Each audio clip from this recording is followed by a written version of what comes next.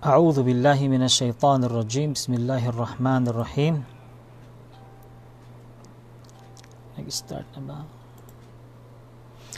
أعوذ بالله من الشيطان الرجيم بسم الله الرحمن الرحيم. الحمد لله رب العالمين والصلاة والسلام على أشرف الأنبياء والمرسلين سيدنا محمد وعلى آله وصحبه أجمعين. أما بعد فالسلام عليكم ورحمة الله وبركاته. Purihin at pasalamatan natin ang tunay at nag-iisang dakilang tagapaglikha, walang iba kundi ang Allah subhanahu wa ta'ala. Mga kapatid, sa pananampalatayang Islam, inshallah po ay pagpatuloy natin ang nasimulang talakayan natin patungkol sa Arabic alphabet.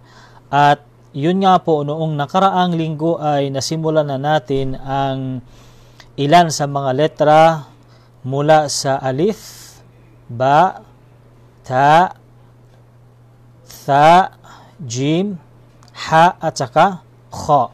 So nakuha po natin ang 7 letra mula sa 28 letra ng Arabic alphabet.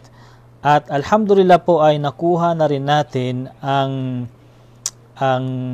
kanilang mga itsura kapag sila ay nasa unahan, nasa gitna at saka sa hulihan. At the same time ay pinasok na rin po natin ang kanilang mga vowels, yung a, i, u.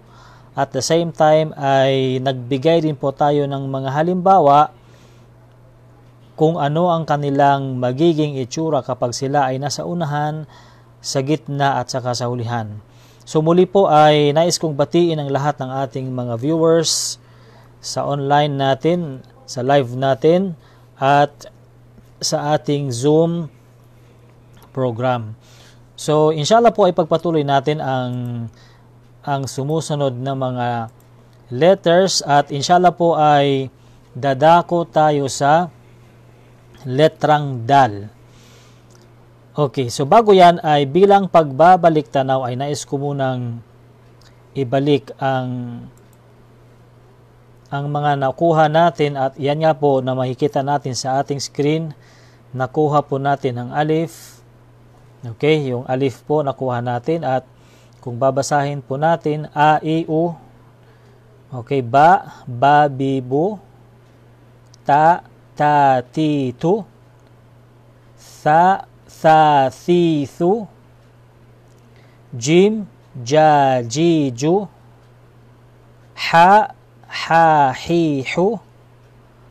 Kha, kha, khi, khu. Ayan po. So, isunod po natin ang kasunod nito. At ang kasunod po nito ay ang letrang dal. Ayan po. So, mas maganda po ay sasabayan nyo po kami. Bibigkasin po natin para masanay po ang ating mga dila. At ang letrang ito ay palagi rin siyang nasa ibabaw ng linya kahit pa man siya ay nasa unahan, sa gitna at saka sa hulihan. Okay, so anuman ang pinasukan niya ay palagi po siyang nasa ibabaw ng linya na kagaya ng ating makikita dito sa ating halimbawa. At kung ipasok po natin yung vowels nito, okay, pag nakita ulit natin ang small bar sa ibabaw ng letra ay babasahin natin ng da. Kapag sa ilalim naman ay di, at kapag yung ganito na maliit na kama ay do. So babasahin po natin da, di, do. Da, di, do. Okay. So ang itsura po niya kapag siya ay nasa unahan ay ganito po. Ayan. At ito na po ang kanyang naging itsura na pumasok siya sa sentence. Ayan po itong mismong nakapula. At kung mapapansin po natin ay nakahiwalay ang letrang kasunod nito. Bakit po? Dahil ang letrang ito ay kabilang po sa mga letrang hindi pwedeng dugtungan. So nakuha natin ang alif. Okay, ang alif ay hindi siya pwedeng dugtungan. At ito na nga po ang kabilang din sa kanila na hindi sila pwedeng dugtungan. Kaya kung mapapansin nyo po ay nakahiwalay ang kasunod na letra. Ngunit pwede silang dumugtong sa ibang mga letra na kagaya na makikita natin dito. Okay. So kung babasahin po natin ito, ang salitang ito ay dakhala. Okay, dakhala na ang ibig sabihin ay pumasok. Okay, so take note, pwede po kayong mag-take down notes para po may karagdagan kayong sabihin nating mga vocabulary words na magagamit po natin sa araw-araw na galaw ng ating buhay. Okay?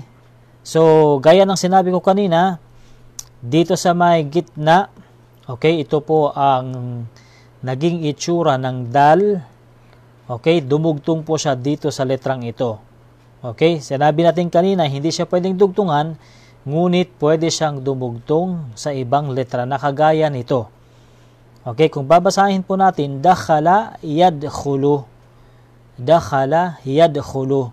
Ang dakhala, pumasok, yadkhulu, pumapasok. Okay? Ito ang kanyang past tense, ito ang kanyang present tense. Nagdaan, ito ang kasalukuyan. Okay? So, ang itsura naman niya sa hulihan ay ito po. Babalik din po siya sa kanyang original na pagkakasulat. Ayan, ganyan po. So, kung babasahin po natin, jadidun. Jadidun na ang ibig sabihin ay bago. Okay, jadid. Okay. So, ulitin ko po, ang letrang ito ay palagi pong nasa ibabaw ng linya. Okay, so tandaan po natin ang kanyang itsura. Okay, kung saan sila sinusulat. Okay, kasi pag pumasok sila sa sentence, ay maaring mag-iiba ang kanilang mga forma, ang kanilang mga itsura. Okay, next letter po ay kapareho din ito. Halos kapareho nito. Nag-iba lamang sila sa tuldok. At ang letrang ito ay dhal. Dhal. Ito yung DH. Yung D at saka H na pinagsama. Okay, dhal. Okay, medyo mahirap ito bigasin Kasi yung dal kanina, yung ito ay madali lang. Pero ito ay dhal. Kailangan may hangin. Ayon sa mga kapatid natin na pinagtanungan natin kung ano ang tamang pagbigkas nito, ay kanilang tugon na ang dila ay dito po sa tinatawag na kapantay ng mga ngipin. Okay, ito po yung sinabi nila na huruf lithawi. Yung mga, kumbaga, yung mga letra na kung saan ang dila ay dito po sa tinatawag na kahilera o kapantay ng tinatawag na ating ngipin. Kaya kung babasahin natin, dhal, okay? Medyo labas man ng kunti ang dila sa ngipin, pero wag namang ilabas talaga ng wagas na na ilalabas mo talaga. Okay. Dhal, wag naman dhal. Okay. Okay, yun po ang sabi nila, Okay, ang letrang ito ay kagaya din ng dal kanina, ngunit ito ay may tuldok, isang tuldok sa ibabaw. Okay, pares lang din sila ng kinalalagyan. Sa unahan, sa gitna, sa ulihan ay palaging nasa ibabaw ng linya. At kung ipasok natin ang vowels nito, ayan po. Okay, makita natin yung small bar sa ibabaw ng letra, the. Sa ilalim naman, the. At yung ganito, small comma, thu. Okay, the, thu. Isa pa, the, thu. Ayan. So, ang itsura nito sa unahan ay ganito po, na makikita mismo natin sa ating screen. Ayan po. At kagaya din po ito ng alif at saka ng dal, na kung saan sila ay kabilang sa mga letrang hindi pwedeng dugtungan. Ayan po. Kung mapapansin natin ay nakahiwalay po ang kasunod na letra nito. Okay, pares lang din sila ng dal. Okay, ngunit ito ay mayroong isang tuldok lamang sa ibabaw. At kung babasahin natin ito na dhahaba. Okay, dhahaba na ang ibig sabihin ay pumunta. Okay, pumunta. Okay, so ito po ang kahulugan ng salitang dhahaba. Okay, sa gitna po ay ganito rin po. Ganyan, kagaya ng dal kanina, pero ito may tuldok lamang. Okay, kung babasahin natin, yadhabu. Dhahaba, yadhabu. Ang ibig sabihin, dhahaba pumunta, yadhabu pumupunta. Halimbawa, sabihin mong pupunta ako o pumunta siya ng tinatawag na masjid. Okay, halimbawa si Said. Dhahaba Saidu. Okay, ilal masjidi. Okay, halimbawa ganun. O sabihin natin, dhahaba Muhammadun ilal masjidi. Okay, so mga ganun ba? So, magagamit po natin ito kung ma-memorize po natin yung mga words na ito. At sa hulihan, ay ganun din po. Babalik din po siya sa kanyang original na pagkakasulat. Ayan. So, kung babasahin natin, ladhidhun. Okay, ladhidhun. Na ang ibig sabihin ay masarap. Okay. So, wag natin gamitin yung taam kois, miya. Okay, yung mga barok na na Arabic So nakuha na natin ang tamang katawagan ng masarap, ay gamitin natin ito ladhid. Okay? So para masanay po ang ating dila. Okay, next letter po tayo mga kapatid. Ito ang letrang Ra. Okay, Ra. Ang letrang Ra, ayan, ay R sa English. Okay? At kung mapapansin po natin, ito po ay bahagyang bumababa sa linya. Okay, nakagaya po ng nakikita natin dito. At ang letrang ito ay, kung bibigkasin po natin, kailangan po ang ating bunganga ay pabilog din po. Ra. Okay, wag po nating basahin ng ra. Okay, ra, hindi ro. Ro. Okay? Ro. Okay, parang pabilog po yung ating bunganga.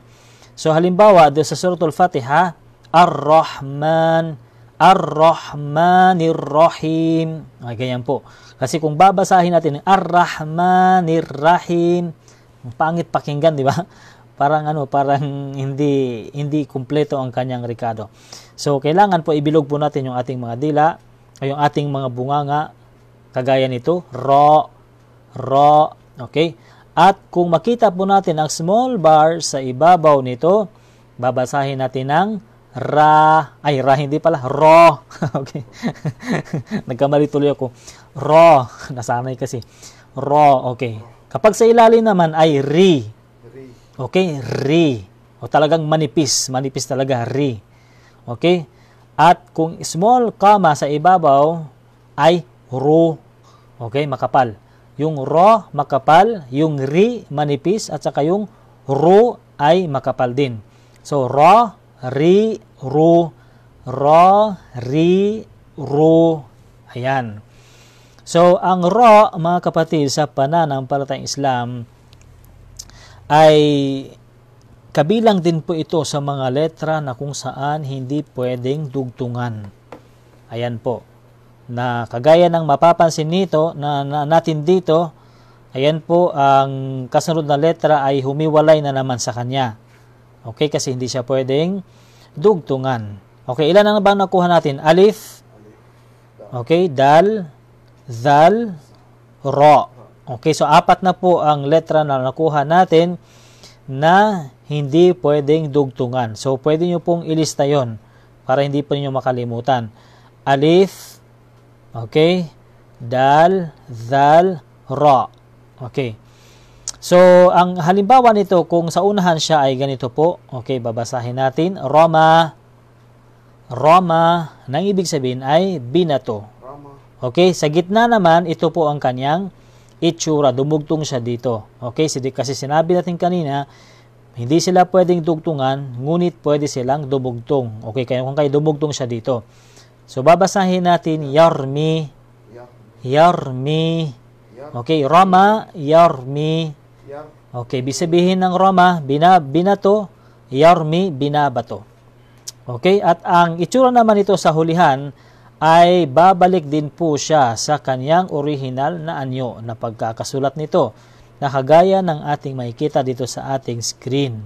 Babasahin natin, sariyorun. Sariyorun. Okay, na ang ibig sabihin ay bed o di kaya kama. Okay, so karagdagan po ito. Okay, yung tawag sa ating kama, sa ating tulugan ay sarirun. Okay, so kung may tanong po kayo ay pwede po kayong mag-comment sa ilalim ng ating live. Next letter po mga kapatid ay zay.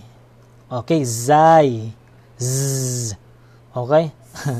Zay as in zipper. Okay, kailangan ma-emphasize natin talaga zay. Okay, as in zipper. Okay? At ang zay ay kagaya din po ng ra kanina. Okay, halos parehas sila ng bahay. Ngunit ito ay may isang tuldok sa ibabaw. At ang letrang ito ay hindi rin po siya ay kagaya din po ng ra na bahagyang bumababa sa linya. Okay, at ang vowel nito, kung makita natin ang small bar sa ibabaw nito, ay babasahin natin ng za. Okay, za. Kapag sa ilalim naman ay zi. Zi, at kapag ito naman small comma ay zu. Okay, za, zi, zu. Za, zi, zu. Okay, halimbawa, ang itsura nito kapag siya ay nasa unahan, ayan po, ay ito po ang kanyang itsura. At ito rin po ay kabilang din sa mga letra na kung saan hindi pwedeng dugtungan. Okay, karagdagan po yon. Kung babasahin natin zara'a, zara'a, na ang ibig sabihin ay nagsaka. Okay, at sa gitna naman, ito po ang kanyang itsura. Okay, na kung babasahin natin, yazra'u, na ang kahulugan ay nagsasaka. Okay, zara'a, yazra'u, nagsaka, nagsasaka. At ang kanyang itsura po sa ulihan ay babalik din po siya sa kanyang original na pagkakasulat na kagaya po nito. Kung babasahin natin, al-azizu, al-azizu, ayan, ang ibig sabihin, ang kataas-taasan. Okay? So, ito na po mga kapatid, karagdagan po ang nakuha natin, alif, dal, dhal, ra, zay. Ayan, 5 na po ang nakuha natin na mga letrang hindi pwedeng dugtungan. Okay, paki-take down notes po. Ayan. So, next letter po natin ay sin. Okay, sin. At ang kanyang itsura po ay kagaya po nito sa ating nakasulat sa ating screen dito. Ayan. At ang letrang ito, mga kapatid, ay kapag siya ay nasa unahan, sa gitna, sa unahan at saka sa gitna ay palaging nasa ibabaw ng linya. Ngunit kapag siya ay nasa unahan o nasa ulihan pala, ay bahagyang bumababa ang kanyang buntot sa linya na kagaya ng makikita natin dito sa ating screen. Ayan po. So, kung makita natin ang small bar sa ibabaw nito, babasahin natin ng sa. Kapag sa ilalim, si. At kapag ganito po ay su, sa, si, su. Sa, si, su. Ayan. So, ang letrang ito, kapag siya po ay nasa unahan, ay ganito po ang kanyang itsura. Okay? Kung mapapansin po natin, ay itong ngipin na lang, ang 3 ngipin na lang ang naiwan at nawala ang kanyang buntot. Ayan po. So, kaya tandaan po natin ang kanyang itsura kapag siya ay nasa unahan. Ayan. So, ngipin na lang, 3 ngipin at nawala ang kanyang buntot na kagaya po nito. Kasi may dumugtong na po sa kanya. So, kung babasahin po natin ito, sa'ala. Okay? Sa'ala, na ang kahulugan ay nagtanong. Okay, sa gitna naman mga kapatid, ito po ang kanyang itsura. Ganon din, nawala ang kanyang buntot, ayan, at naiwan na lang ang kanyang tatlong ngipin. At kung babasahin natin, yas'alu, na ang kahulugan ay nagtatanong. Sa'ala yas'alu, nagtanong, nagtatanong. Okay? At sa hulihan, mga kapatid, siya po ay babalik ulit. Okay, sa kanyang original na pagkakasulat. Nakagaya po nito kaya ito pong sinabi natin na kapag siya po ay sa ulihan, ay bababa po ng bahagya ang kanyang tatawag na buntot. Kung babasahin po natin, asyamsu, ayan, na ang kahulugan ay ang araw, asyams. Okay? Ang araw. So, next letter po, mga kapatid, ay shin. Ayan, hindi po natin na edit Hindi po ito zai. Pasensya na, hindi po natin na edit. Okay? Bakit hindi natin na edit? Ayan po.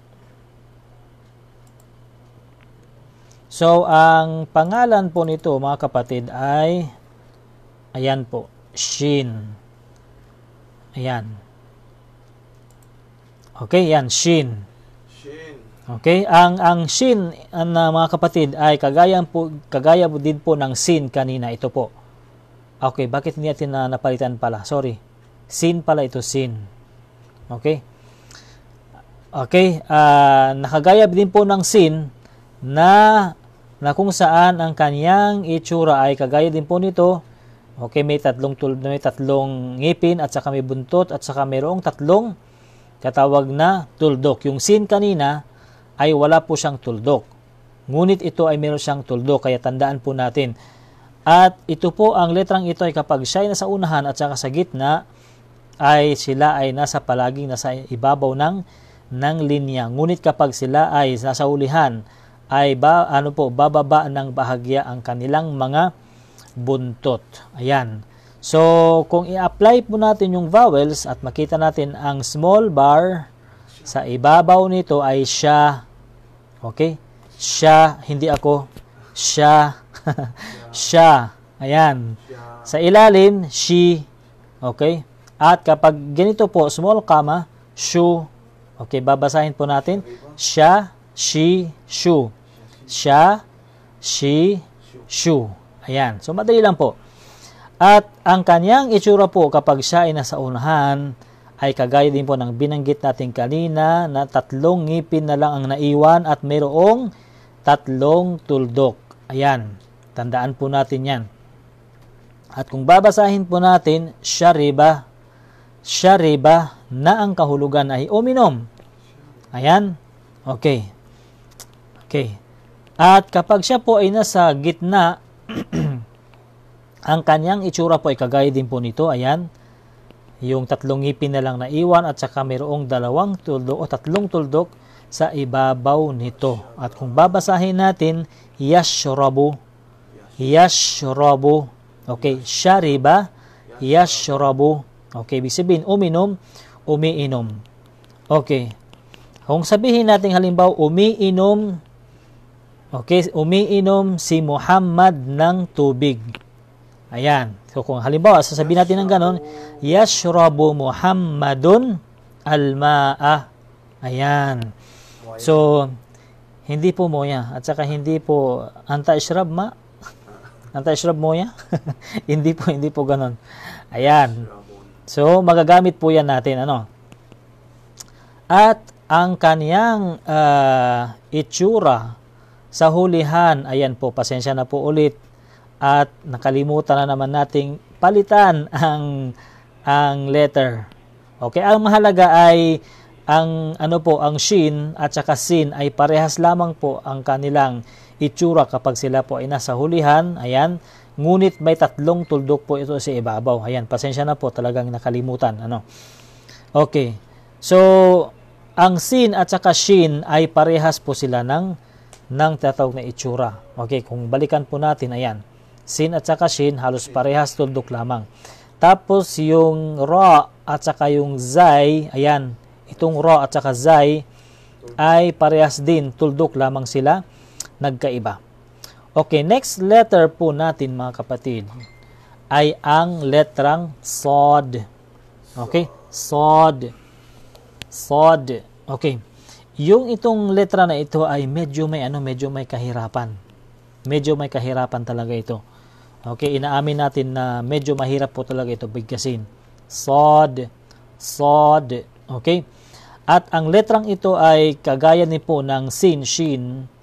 Ayan. Kapag sila po ay nasa unahan at saka sa gitna, ay palagi pong nasa itaas ng linya, at kapag sa hulihan, bababa ng bahagya ang kanyang buntot. At kapag po ipasok natin ang vowels nito, okay, pag makita natin itong small bar sa ibabaw ng letra, ay babasahin natin ng so, so. Kapag sa ilalim, si. Okay, kapag ito naman, su. Okay, so, si, su. Ayan. So ito po, kaya po natin nasabi ito na may kahirapan kasi may katunog po siya yung sin. Okay, yung sin kasi sa. Talagang buka ang bunganga. Sa, si, su. Ito naman, medyo may kabilugan. Okay, so, si, su. Ayan. So, anyway, ay makukuha naman natin ito ng more practice lang. Ang mahalaga po sa ngayon ay makilala po natin ang mga letrang ito at makabisado po natin lahat. Yun po muna ang hangarin natin sa pag-aaral na ito. Later on na yung mga pagbigkas ng tama, inshallah. So, ang halimbawa po nito kapag siya po ay nasa unahan ay ito po, kagaya po nito, okay, na makikita natin sa ating screen. Ayan. So, kung mapansin po ninyo ay ito lang po ang naiwan at ang kanyang buntot ay nawala na naman kasi may dumugtong sa kanya. At kung babasahin po natin ay soma. Soma. Ayan. Ang kahulugan ay nag-ayuno, nag-fasting. Okay? At ang kanyang itsura naman sa gitna, mga kapatid, ay ganito rin po. Ayan. Parehas lang. Na kung babasahin natin ay yasumu. Yasumu na ang kahulugan ay nag-aayuno. Sama yasumu na ang kahulugan ay nag-ayuno, nag-aayuno. At ang itsura naman po nito kapag siya po ay nasa ulihan, ayan po, ay babalik din po siya sa kanyang original na pagkakasulat na kagaya po nito. So, kung babasahin po natin, ayan, al-khamisu. Al-khamisu. Ayan. So, ang kahulugan naman ito ay Huwebes, yung Thursday. Ayan, Yaumul Khamis. Yaumul Khamis. Ayan. So, ayan po ang itsura niya. Sa ulihan, bahagyang bumaba ang kanyang tinatawag na buntot. Next letter po tayo, mga kapatid, sa pananampalatayang Islam ay ang tinatawag na Dod. Dod. Okay. Ito pong letrang ito ay medyo may kahirapan din kasi may katunog po ito yung dal. Okay, yung dal at saka yung Dod. Ang letrang ito ay pabilog din po ang ating dila at kasama po ito sa Suratul Fatiha. Yung doon po sa bahagi ng Suratul Fatiha na ghairil maghdubi alaihim waladdallin waladdallin. Ayan. So ito po yun, yung letrang yun. Kasi pag babasahin natin ang waladdallin, ayan, so mali po. Okay, mali. So ang tama po ay dha, waladdallin. Ayan. Di bali po, wag po kayong mawala ng pag-asa dahil inshallah po ay pag-aralan po natin ang mga tunog nito at yung mga pagbigkas nito, inshallah. Ang Dod, mga kapatid, sa pananampalatayang Islam, kapag pumasok po o ipasok natin ang kanilang mga vowels at kapag nakita po natin ang isang guhit sa ibabaw nito, ay babasahin natin ng do, do. Kapag sa ilalim, di. At kapag ganito naman po, malit ng kama, do, do, di, do. Do, di, do. Ayan. So, ang itsura po nito kapag siya po ay nasa unahan ay kagaya din po ng sod kanina. Kaya lang ito may isang tuldok sa ibabaw. Ayan po, yung sod kanina, yan po, parehas lamang po sila ng bahay. Ngunit ito walang tuldok. Yung dod ay mayroon pong tuldok, isang tuldok sa ibabaw. Nakagaya po nito. At kung babasahin po natin, okay, babasahin natin ito ng daraba, daraba, na ang kahulugan ay sinuntok. Ayan. At ang itsura naman po nito sa gitna ay ganito po. Okay?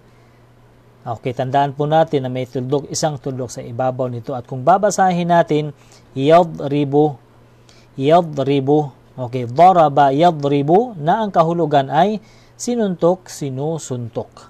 Okay. At ang itsura po nito sa hulihan, mga kapatid, sa pananampalataya, ay ito po, babalik na naman po ito sa kanyang original na pagkakasulat, na kagaya po ng nakita po natin dito sa ating screen. At ang napansin po natin, kapag siya po ay nasa hulihan, ay bahagyang bumababa sa linya ang kanyang buntot na kagaya po nito. At kung babasahin po natin ito ay baydun, baydun. Ayan. Yung sinasabi lang bayd, bayd, baydun. Nang ibig sabihin ay itlog o di kaya egg. Ayan. So, ilan na pong nakuha natin?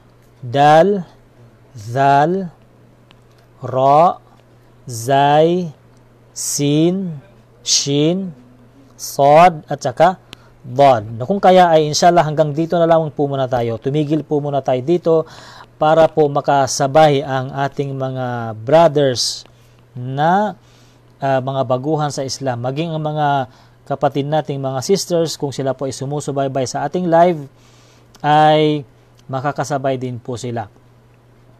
So, balikan po natin ang mga letters na nakuha natin. Ayan po. So, ang letters na ito ay dal, okay, dal, da, di, du. Da, di, du. Okay? Next ay the, dhal, dhal, the, the, thu. The, the, thu. Okay, ang sunod ay ra. Ra, ri, ru. Ra, ri, ru. Next po ay zay. Za, zi, zu. Za, zi, zu. Next naman po ay sin. Okay, nakalimutan po natin baguhin. Sin. Sa, si, su. Sa, si, su. Next naman po ay shin, sha, shi, shu. Sha, shi, shu. Ayan. Next po ay sod, sa, si, su. Sa, si, su. Ayan. Next po ay dod, da, di, du. Da, di, du. So, ayan po. Yan po muna ang ating talakayan, inshallah, sa mga oras na ito. So, ang nakuha po natin lahat ngayon, simula sa unang episode po natin, alif, ba, ta, tha, jim, ha, kha, dal, dhal, ra. Ilan na yun? 10? Zay, sin, shin, sod, at saka dod. So, 15 ng ating nakuha. So, halos nakalahati na po ang letra. Okay, so inshallah po, kapag gaya din po ng sinabi ko sa umpisa pa lang, kapag po nakabisado po natin ito, ang kanilang itsura na sila ay nakahiwalay pa, okay, at ang itsura nila kapag sila ay pumasok sa sentence, okay, dugtong-dugtong, at kung nakabisado po natin ito ng maayos, ng tama, ay insyaallah, biiznillah, ay kayang-kaya nyo nang basahin ang Quran. Okay, dahil nalalapit na ang Ramadan, so sikapin po natin. lalong-lalo sa mga kapatid natin na talagang nagsusumikap na makabasa ng Quran. Nawa po ay nakapagdulot kami ng kaalaman sa inyo, kahit konti lamang po, ay inshallah po ay makakatulong din po ito sa atin, para sa ating lahat.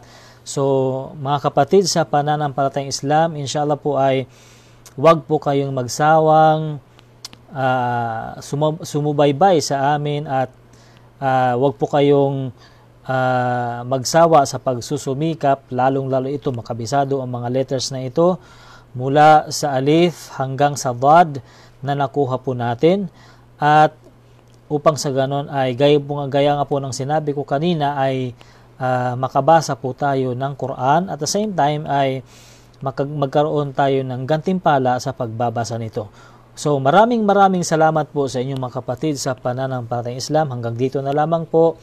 Jazakumullahu khairan, wa sallallahu ala nabina Muhammad wa ala alihi wa sahbihi ajma'in. Wassalamu alaikum wa rahmatullahi wa barakatuh.